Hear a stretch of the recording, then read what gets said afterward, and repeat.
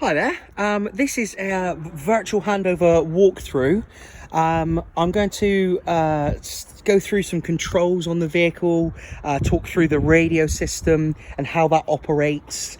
And this video is relevant if you own a Tiguan All-Space, a Touran, a T-Roc, a Golf. If you have any of those vehicles, a few of the features may be slightly different, but I'll explain how they all work and how they're relevant to your car. So, walking around the vehicle, all our fuel caps are the same here at Volkswagen. So you can see it's a flap here. You just push on the left-hand side of the flap to open. That will then allow you to put fuel in your car. Obviously, petrol, diesel if you need to. If it is a diesel vehicle and it requires diesel additive AdBlue, there'll be here an additional nozzle that you unscrew and fill up accordingly. Moving to the rear of the vehicle, if it's a Golf or a T-Roc, you'll have the opening feature on the badge itself to open the boot. If it's a Tiguan, Touran, you have a little switch located under the tailgate here. You simply depress that switch and the boot opens. Now, your vehicle may have an electric tailgate. If it has an electric tailgate, the tailgate will open itself, and it's closed via this button here. This button here will press that button and it will close the electric tailgate. If it's a manual tailgate, you simply have to push it up and pull it down to close. All of our vehicles have the spare wheel or breakdown kit located under the boot floor. So on an All-Space like this vehicle is located under this flap. If it's a Golf, it's the whole boot floor that raises up, and you should see located here your wheel and your kit with your spare wheel, i.e. your jack and your wrench and your screwdriver there. You'll also see the rear bench in VW cars. There's a handle here on either side. Those handles are to fold the seats down itself, so no need to actually get in there. You can simply quick release those back seats and they'll fold nearly flat. If your vehicle has keyless entry, which a lot of cars do now, you'll see that all you need is the key in your pocket. So the key will be in your pocket, the vehicle will be locked. You simply walk up to the door and the car will open. Likewise, to lock the vehicle, you don't need the key to lock it. You simply can walk up to the vehicle, press your thumb over this little indentation here, and the vehicle locks and it's safe to walk away. If it's obviously a key and not keyless entry, you have a key. The bottom button opens the car, the middle button does the boot, top button locks it. Moving into the vehicle itself,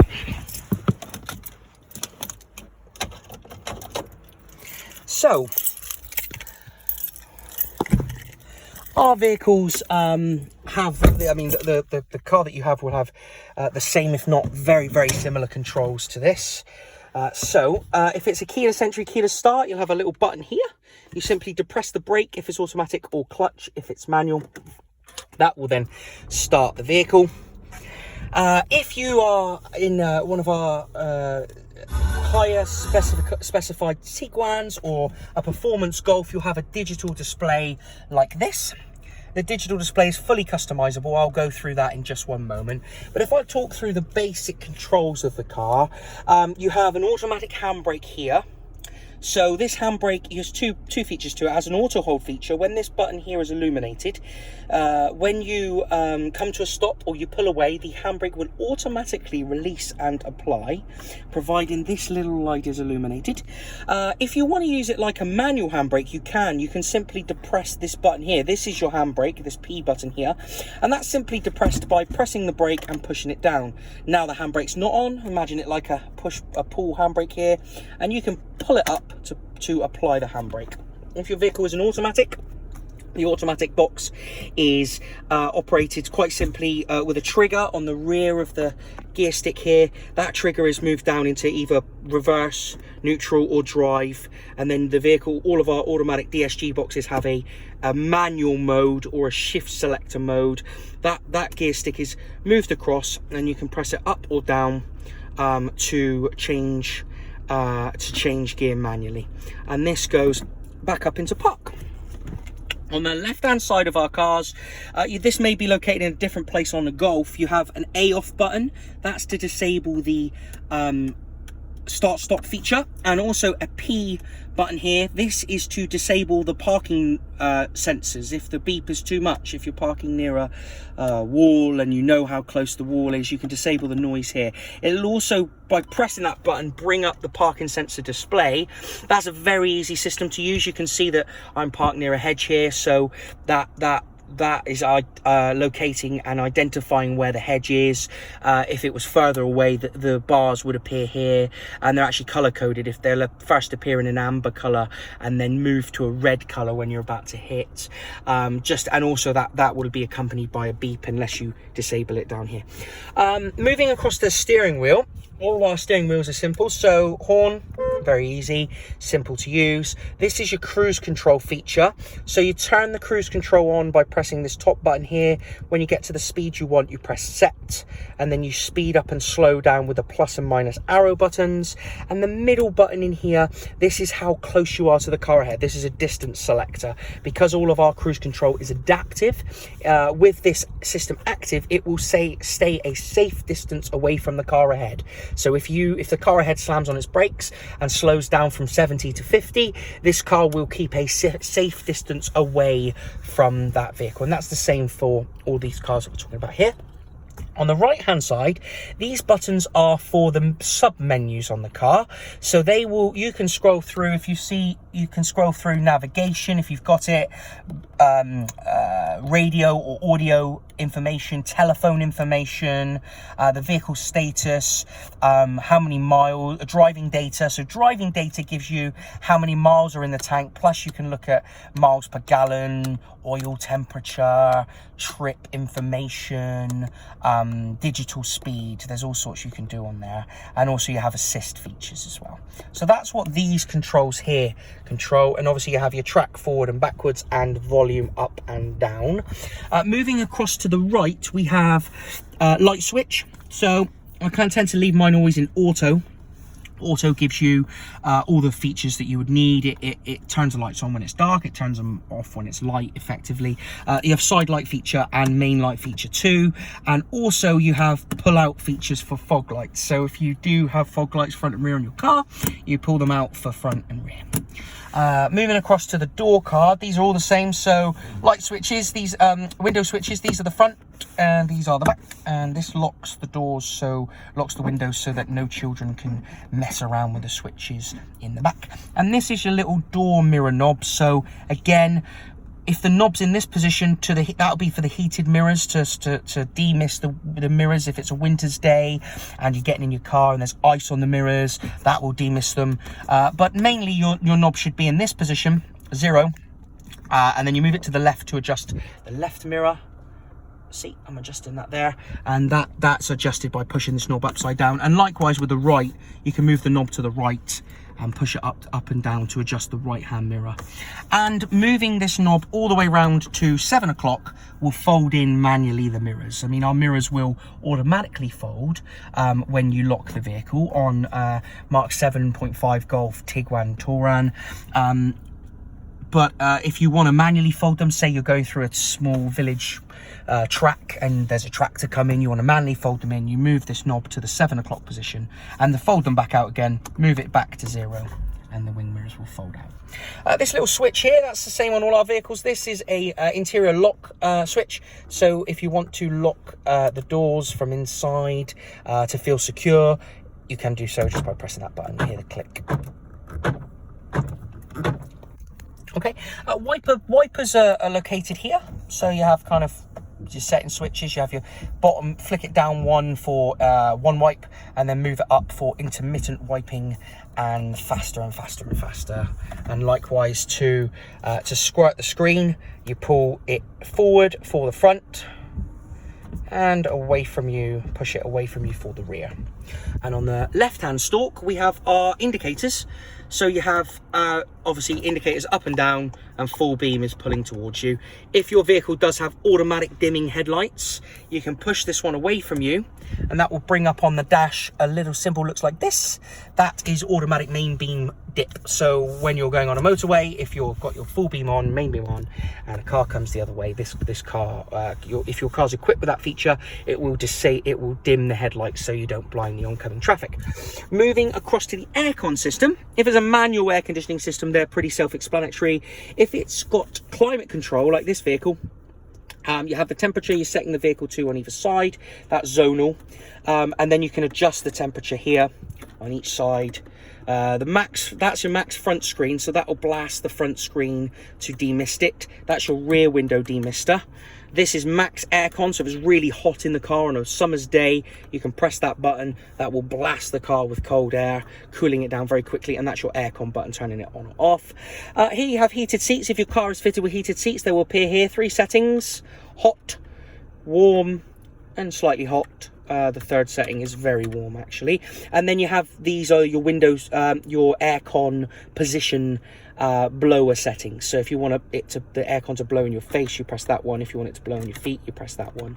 If you want it to go on the screen, you press that one. They're very self-explanatory, really. Our glove boxes are all the same, located with a CD player in there if it's Golf 7.5 Tiguan or Touran.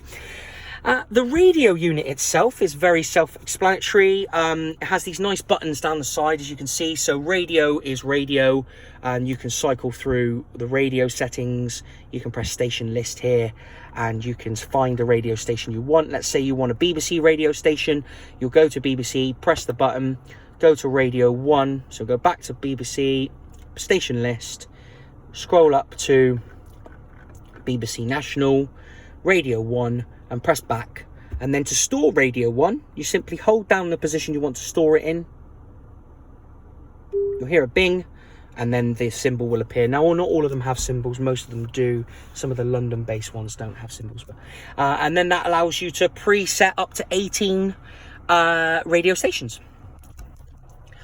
Also, we have the media button. Media is for playing CDs, for playing music via Bluetooth, for playing a SD card. There's memory card slots in here, so you can do that.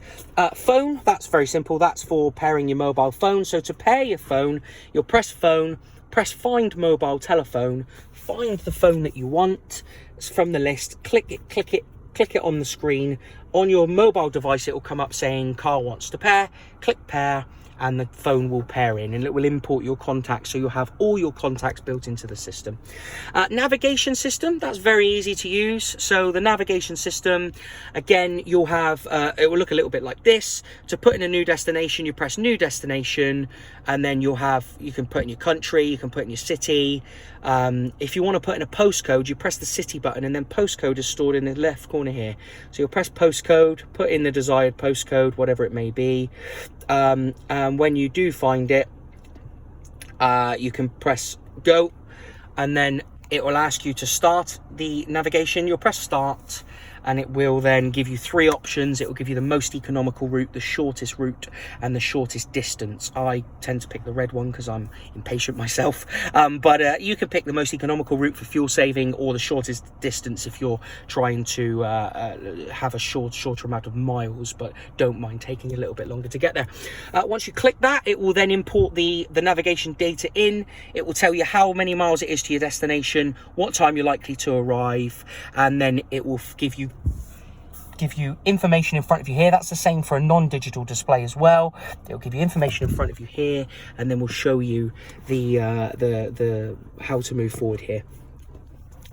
Down the side you have app. That's for Apple CarPlay. So Apple CarPlay is really good. There's a separate video for Apple CarPlay should you want it. But Apple CarPlay allows you to connect, or Android Auto allows you to connect a smartphone to the car, allowing you to use some apps from the phone on the screen, i.e. Spotify, iTunes Music, podcast apps. You can use the physical apps on the device itself. And then the car button is really an overview of all your settings. So car gives you, if you keep pressing the car button, you'll see it comes up how well you drive out of 100. It tells you if there's any, like if I open the door now, it will tell me that there's a door open. You'll also be able to press the car button. On the car button, if it's got a digital display, you'll be able to edit what the digital dash is showing. So at the moment on our dash, we've got 32 miles to the gallon because the consumption button is here. But if I scroll down and want it to show me audio button, it will tell me some audio information here on the right. And likewise on the other side, if I want to see what my compass, it will then display my compass on the dash. So this is fully customizable. And pressing the car button again, if it's a 4x4 or an SUV, it will give you off-road information and convenience consumers. This is telling you how much aircon, how much your aircon uses in fuel per quarter of a gallon per hour. The main one I use for car, if you press the car button, then you use settings. This is your main settings on the car. So if you press settings, you can reset your tire pressures here. You can change how bright the interior lights are. You can change how loud the parking sensors are and kind of what tone the parking sensors have. But also you can change if it's got background lighting. You can change door lights. If your car's fitted with ambient lighting, you can change all those settings in background lighting. You can change whether your vehicle opens just one door or all the doors when you press the button on the key, if it's not a keyless entry.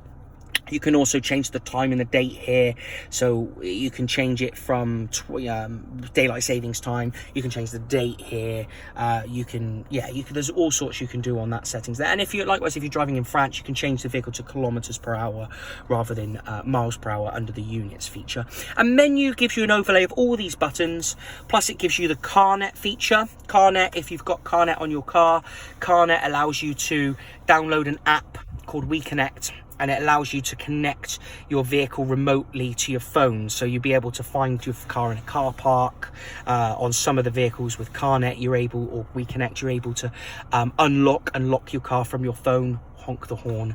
But again, there's a separate video for that. Should you need explaining on how CarNet works, we can provide you with a separate one.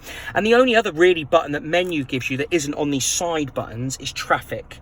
So you can press a traffic button there, and that will give you traffic updates on your desired route. If your vehicle's fitted with a sunroof, you have the operation here. So in the roof, you'll have a switch for opening. You pull it towards you to open the sunroof and push it away to close it.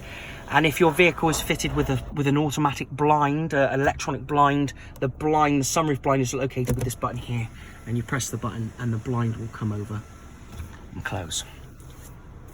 Simple things, really. The interior mirrors are operated here, and they have little lights, and you can open them up here. Cup holders, they're opened and operated like this. And if your vehicle is four-wheel drive, there'll be a four-wheel drive nodule here, which you can select road mode, off-road, snow mode, depending on how you're driving and when you're driving. That is the interior of the vehicle. One final thing I wanted to show you is the under the bonnet. So our bonnet pulls are located inside the door here. You'll pull the handle, that will pop the bonnet, and then underneath the bonnet there's a small tab. You press the tab up and the bonnet will open. And as you can see, the screen wash is filled up here.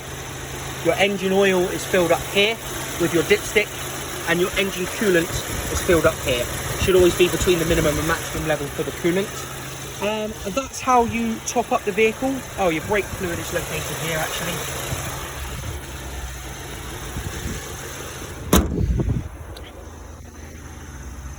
So there we are. That's our Tiguan, Touran and Golf basic control handover video. Thank you for listening, and enjoy your brand new vehicle.